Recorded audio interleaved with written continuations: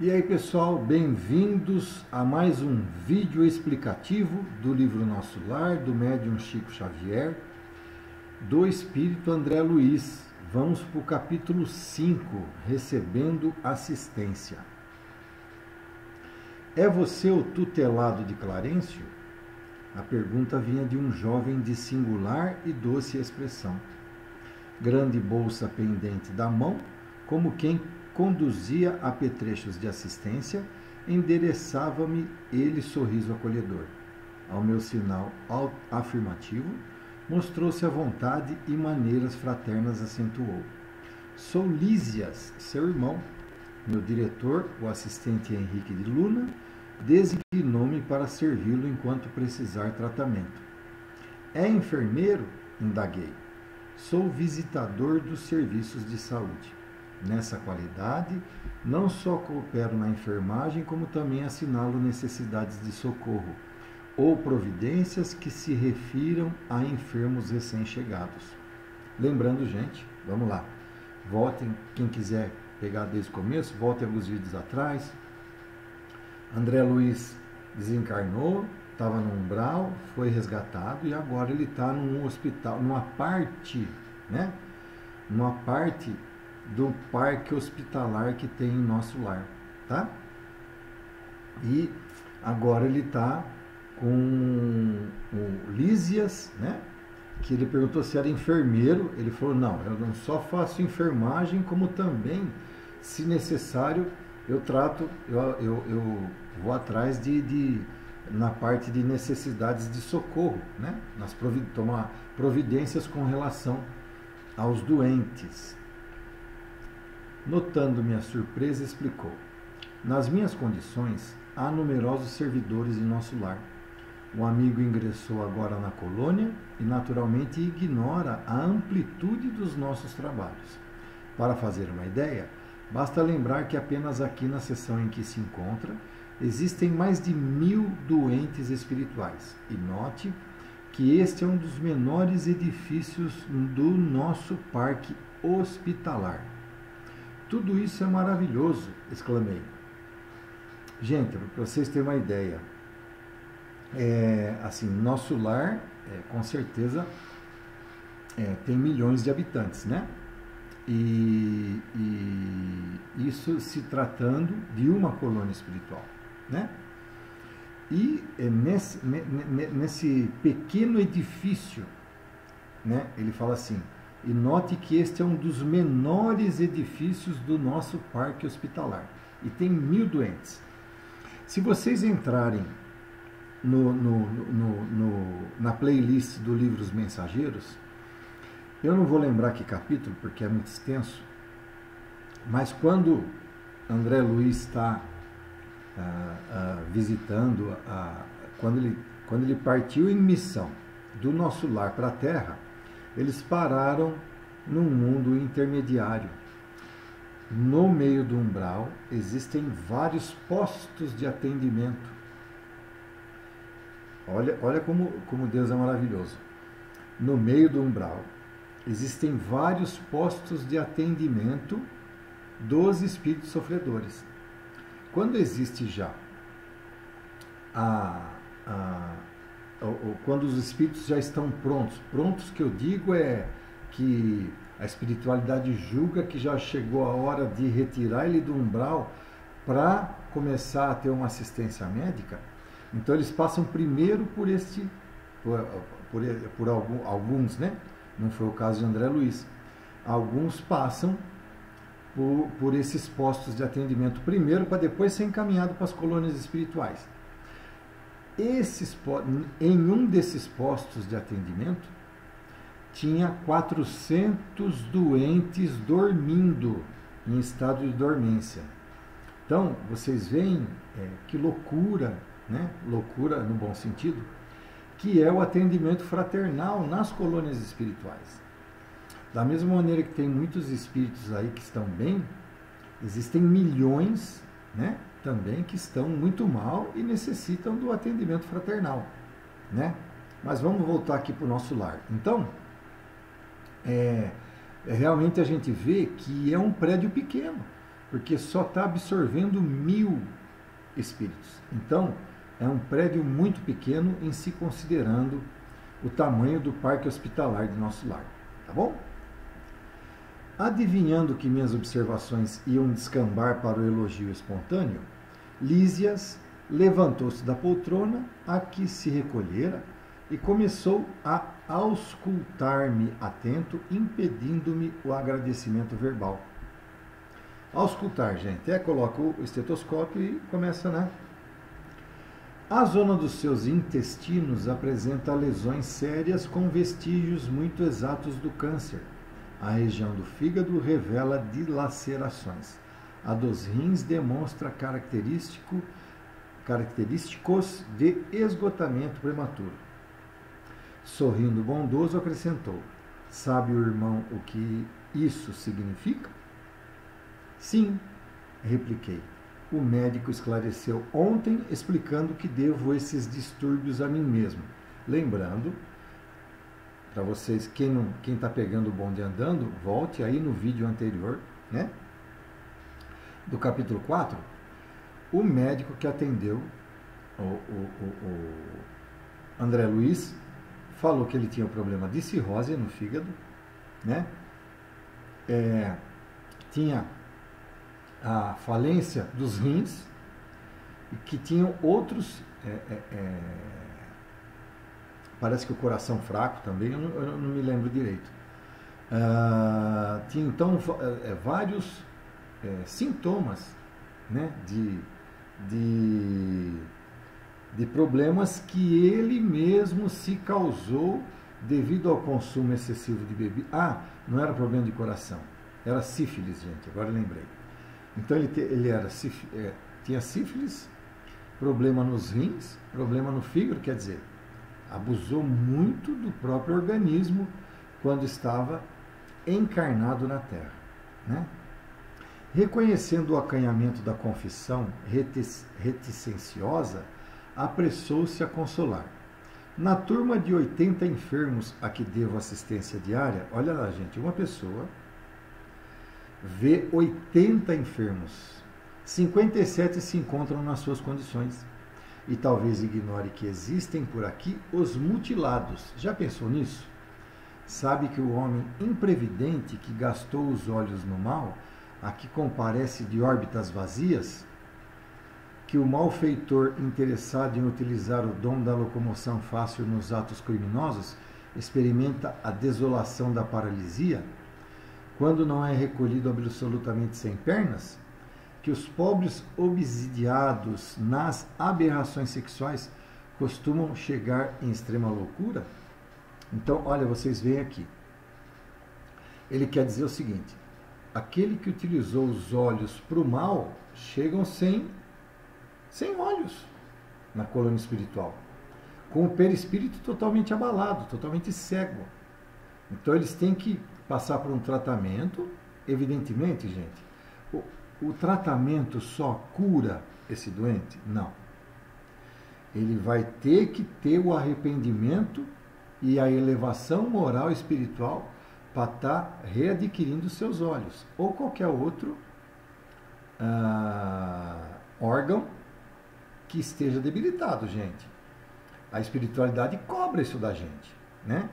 Então, você tem tudo aquilo que você judiou, o diabético do pâncreas, quem bebe muito, a cirrose, quem utilizou as pernas para o mal, para fazer alguma coisa má, vai ficar com problema de paraplegia.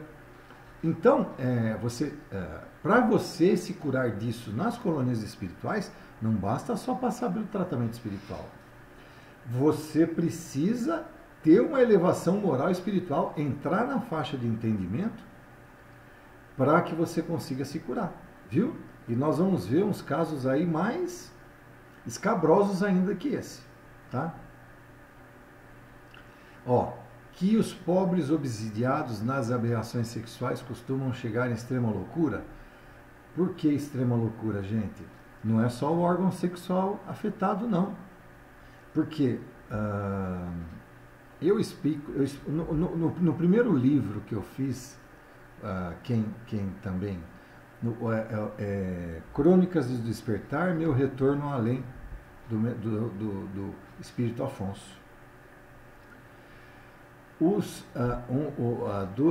casal que participa daquele romance, eles participam de extravagâncias sexuais. Eles participam de sexo grupal. E existe uma explicação bem bacana, eu faço um esclarecimento bem bacana nesse aspecto sexual, como o espírito é atingido, como o espírito vampiriza a parte sexual e como o espírito vai ser afetado nesse sentido. Então, a loucura aqui, esses espíritos que tinham esse problema de ter que satisfazer sexualmente, seja o encarnado e seja o desencarnado, viu, gente? Eles entram numa loucura, numa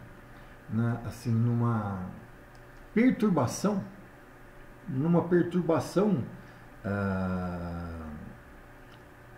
física, moral, espiritual absurda. Além do que o que nós falamos, né, do chakra genésico, né, é atingido. Provavelmente em encarnações posteriores, esses indivíduos vão ter sequelas na parte sexual. Isso é evidente, isso é claro, tá? Não necessariamente, né, porque Deus, ele não tem pressa de cobrar naquilo em que nós erramos, né? Então, ele pode aos poucos estar cobrando do indivíduo aqueles erros que ele cometeu, tá? Então, um exemplo disso, vamos supor que cometi uma atrocidade de um assassinato, entendeu? Não necessariamente eu vou ter que ser assassinado para pagar por isso. De repente aquele que eu assassinei, eu posso trazer, ser minha mulher, ser meu marido, ser meu filho, minha filha, para eu tomar conta, entendeu? Existem outras maneiras da gente pagar, tá? Então, esses problemas das aberrações sexuais, é isso que ele quer dizer. Mas, vamos lá no primeiro livro, lá, Crônicas do Despertar. Esse capítulo é extremamente interessante para vocês saberem como que ocorre esse vampirismo. É mais ou menos nos mesmos moldes do vampirismo de quem, por exemplo, dos espíritos que ficam em bares, né? Como é que eles fumam junto, como é que eles consomem droga, como é que eles bebem junto dos encarnados, né? Nos restaurantes, os espíritos glutões, né? Aqueles que são obcecados por comida, né? Como é que eles vampirizam nos restaurantes e outros lugares, né? Prostíbulos, etc.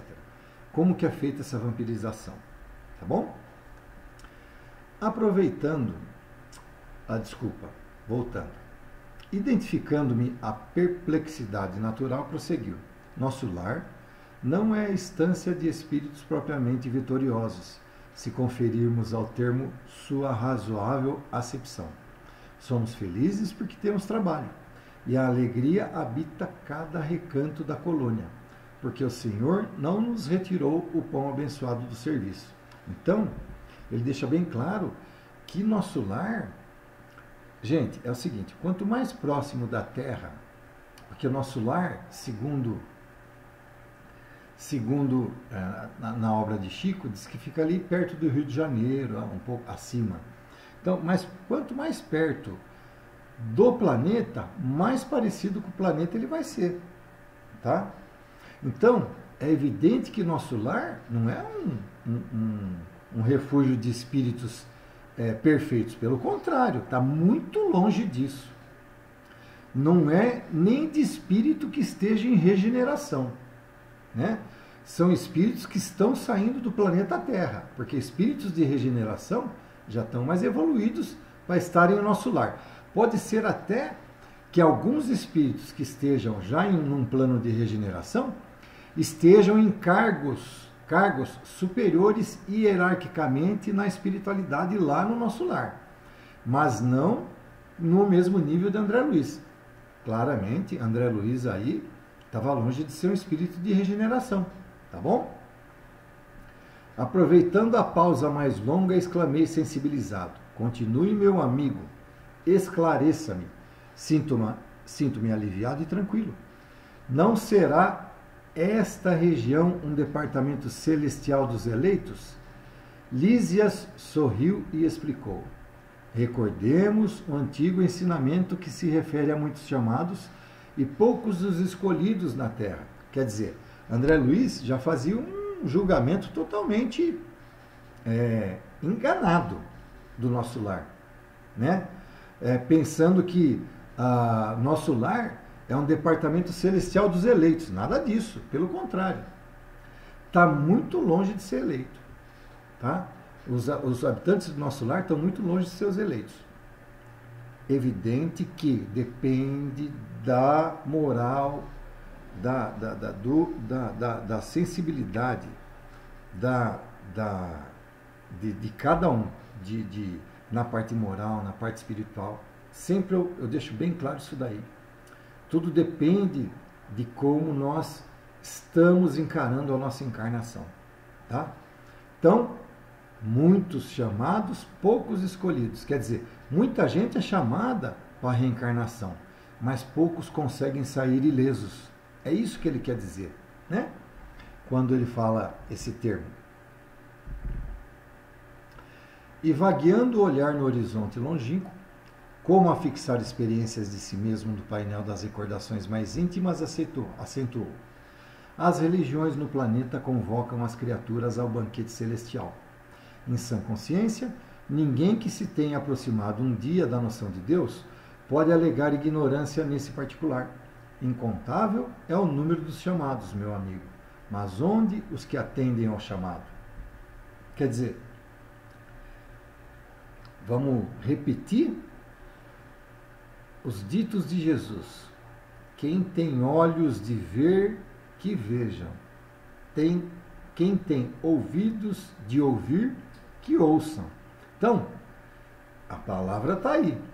É bem claro, a palavra está aí. Nós agora estamos aqui estudando, analisando uma obra de André Luiz. Então, mas quem tem olhos de ver e quem tem ouvidos de ouvir, gente? Pouca gente, né? Pouca gente tem quem dá ouvidos às palavras de Jesus, né? Aos testes, à nossa expiação que Deus nos propõe, né? Então, são poucos os escolhidos, realmente, tá? Com raras exceções, a massa humana prefere ascender a outro gênero de convites. Gasta-se a possibilidade nos desvios do bem, agrava-se o capricho de cada um, elimina-se o corpo físico a golpes de irreflexão, quer dizer, judia do próprio corpo, né? Resultado: milhares de criaturas retiram-se diariamente da esfera da carne em doloroso estado de incompreensão. Multidões sem conta erram em todas as direções nos círculos imediatos à crosta planetária, constituídas de loucos, doentes e ignorantes. Gente, aqui eu vou aproveitar, eu faço toda terça-feira, eu falo lá no Egli Comito, eu falo da programação do centro. E toda segunda-feira nós fazemos as sessões de desobsessão. E eu sempre convido para quem quiser fazer parte, conversar comigo, para nós estarmos marcando, para a pessoa assistir uma sessão de desobsessão, gente. É muito importante. Por quê? Para vocês entrarem na faixa de entendimento do que acontece com as pessoas nos desencarne. Como elas chegam perante a gente. Normalmente eu trabalho como doutrinador, às vezes como médium. Então, que jeito que esses espíritos que estão no terra a terra chegam com a gente? Eles não conseguem sair do terra a terra para ir para as colônias espirituais, para ir para o mais alto. É isso que ele quer dizer aqui, ó. Multidões sem conta erram em todas as direções nos círculos imediatos à crosta planetária, constituídas de loucos, doentes e ignorantes. É essas pessoas esses nossos irmãos mais infelizes que nós atendemos na sessão de desobsessão. E está aqui feito o convite a todos que estão assistindo. Entrem em contato comigo, pelo próprio canal vocês têm o WhatsApp, o meu WhatsApp. Quem quiser participar, né? Aquele que frequenta o Egre Comito para assistir, está feito o convite, tá bom? Notando-me a admiração, interrogou: acreditaria porventura que a morte do corpo nos conduziria a planos de milagres? Somos compelidos a trabalho áspero, a serviços pesados, e não basta isso. Se temos débitos no planeta, por mais alto que ascendamos, é imprescindível voltar para retificar, lavando o rosto no suor do mundo, desatando algemas de ódio e substituindo-as por laços sagrados de amor. Não seria justo impor a outrem a tarefa de mondar o campo que semeamos de espinhos com as próprias mãos. A gente não pode terceirizar o trabalho. Se nós erramos, nós vamos ter que colher aquilo que plantou e consertar tudo isso daí, arrancar os espinhos e plantar as flores maravilhosas, né? Gente, lembrando, eu sempre gosto de deixar bem claro que eu não gosto daquela imagem do Deus punitivo. Porque Deus é pecado. Eu não gosto do termo pecado. Eu não gosto da imagem de Deus punitivo. Se Deus fosse punitivo, né, ele teria pressa de colaborar cada vez que nós erramos. E ele não tem pressa. Se você faz um erro em uma encarnação, você pode demorar 10 encarnações para consertar esse erro. Nós somos eternos. Entendeu? Então, por isso não existe essa cobrança de imediata. Existe sim a cobrança no sentido de que nós temos que nos elevar moral e espiritualmente, que é a famosa reforma íntima, que é a base, né? É a base de toda essa nossa querida doutrina espírita, né? Essa filosofia que nós tanto estudamos, tá bom? Abanando a cabeça, acrescentava: caso dos muitos chamados, meu caro, o Senhor não esquece homem algum, todavia, raríssimos homens o recordam. Cai tudo naquilo que eu falei, né? Poucos são os que lembram de Deus. Porque as tentações da terra, gente, olha, chamam tentações para isso, né? Chamam tentações para isso. Se a gente tem o dinheiro fácil, a gente vai deixar que o dinheiro vá embora fácil, né? Nós temos a tentação do sexo, nós temos a tentação de comer aquele docinho a mais, nós temos a tentação de beber muito álcool, né? Então, nós não podemos nos curvar a isso. Nós temos que ter bom senso e ser sempre ponderado nesses aspectos. Acabrunhado com a lembrança dos próprios erros, diante de tão grandes noções de responsabilidade individual, objetei: como fui perverso. Olha aí como ele está tomando consciência de tudo de errado que ele fez. Contudo, antes que me alongasse noutras exclamações, o visitador colocou a destra carinhosa em meus lábios, murmurando: cale-se, meditemos no trabalho a fazer. No arrependimento verdadeiro é preciso saber falar para construir de novo. Em seguida, aplicou-me passes magnéticos atenciosamente. Fazendo os curativos na zona intestinal, esclareceu: não observa o tratamento especializado da zona cancerosa? Pois note bem, toda medicina honesta é serviço de amor, atividade de socorro justo, mas o trabalho de cura é peculiar a cada espírito.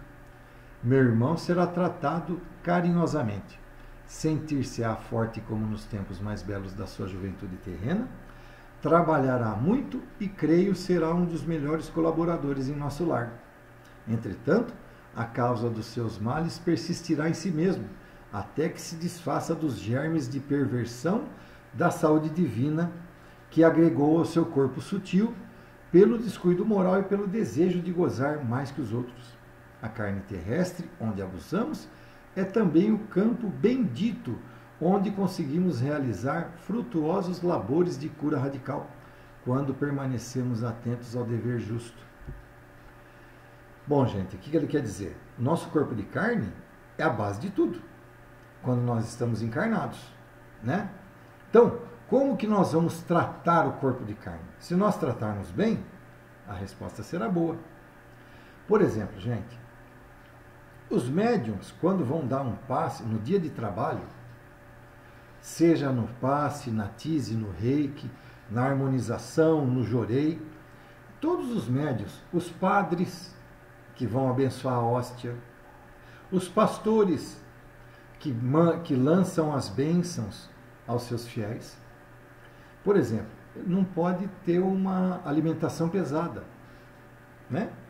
Porque isso influencia diretamente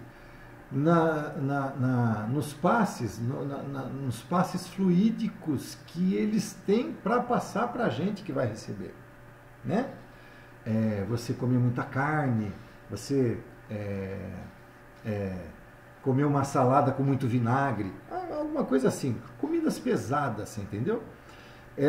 Esse tipo de alimentação faz com que a força dos nossos passes fluídicos sejam diminuídas, né? Então, até nisso, os médiums, por melhor que eles queiram cuidar dos pacientes, daqueles que eles vão dar os passes, ele tem que fazer uma alimentaçãozinha frugal, basiquinha, taritará, para chegar na hora do passe, realmente estar com todas as forças em ordem. Não passar fome, é diferente, tá bom? Não passar fome, mas que esteja apenas satisfeito com uma alimentação leve, tá certo? Para que consiga ter uns passes maravilhosos para passar para a gente. Meditei os conceitos, ponderei a bondade divina e na exaltação da sensibilidade chorei copiosamente. Lísias, contudo, terminou o tratamento do dia com serenidade e falou: quando as lágrimas não se originam da revolta, sempre constituem remédio depurador. Chore, meu amigo, desabafe o coração e abençoemos aquelas beneméritas organizações microscópicas que são as células de carne na Terra, tão humildes e tão preciosas, tão detestadas e tão sublimes pelo espírito do serviço. Sem elas, que nos oferecem templo à retificação, quantos milênios gastaríamos na ignorância? Assim falando, afagou-me carinhosamente a fronte abatida e despediu-se com um ósculo de amor. Quer dizer, no final, Lísias falou assim: você está chorando, André Luiz? Que bom, é sinal de arrependimento. Isso é uma coisa maravilhosa. É sinal que do fundo do seu coração você está se arrependendo. E é um princípio de você se elevar moral espiritualmente. Depois ele dá um beijo carinhoso no André Luiz e fim do 5º capítulo, minha gente. Esse vídeo hoje está um pouquinho mais longo, aí nós estamos chegando 28, 29 minutos, mas explicando parágrafo a parágrafo, a gente entra numa faixa de entendimento mais bacana.